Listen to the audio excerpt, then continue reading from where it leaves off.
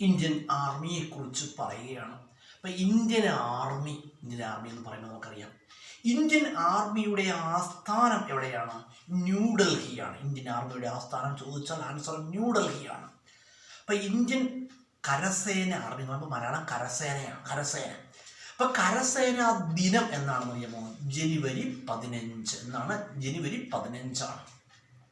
അപ്പം ഇന്ത്യൻ കരസേനയുടെ ആപ്തവാക്യം എന്താണെന്ന് അറിയാമോ? അഹോരാത്രം ജാഗ്രത. ഇന്ത്യൻ കരസേനയുടെ ആപ്തവാക്യമാണ് അഹോരാത്രം ജാഗ്രത.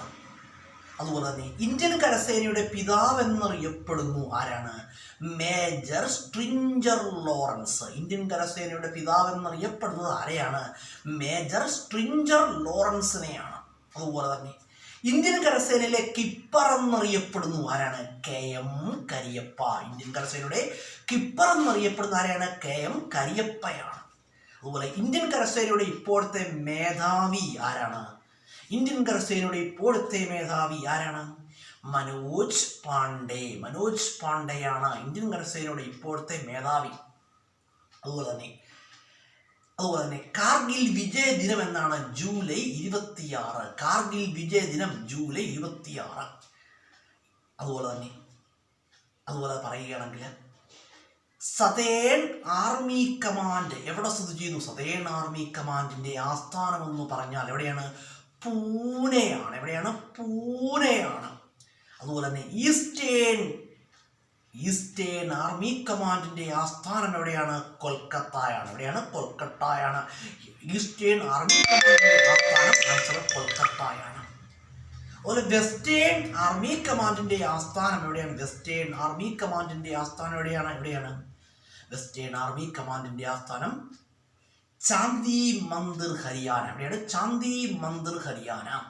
അതുപോലെ തന്നെ നോർത്തേൺ ആർമി കമാൻഡിന്റെ ആസ്ഥാനം എവിടെയാണ്? ഉദ്ധംപൂർ. എവിടെയാണ്? ഉദ്ധംപൂരിലാണ്. അതുപോലെ ഇന്ത്യൻ മിലിറ്ററി അക്കാഡമി എവിടെ സ്ഥിതി ചെയ്യുന്നു? ഇന്ത്യൻ മിലിറ്ററി അക്കാഡമി എവിടെ സ്ഥിതി ചെയ്യുന്നു? എവിടെയാണ്? ഡെറാഡൂൺ, ഉത്തരാഖണ്ഡ്. എവിടെയാണ്? ഡെറാഡൂൺ, ഉത്തരാഖണ്ഡിലാണ്. അതുപോലെ തന്നെ ഇന്ത്യൻ സിവിൽ സർവീസ് അക്കാഡമി എവിടെ സ്ഥിതി ചെയ്യുന്നു? ഇന്ത്യൻ സിവിൽ സർവീസ് അക്കാഡമി സ്ഥിതി ചെയ്യുന്നത് മസൂറി, ഉത്തരാഖണ്ഡ്.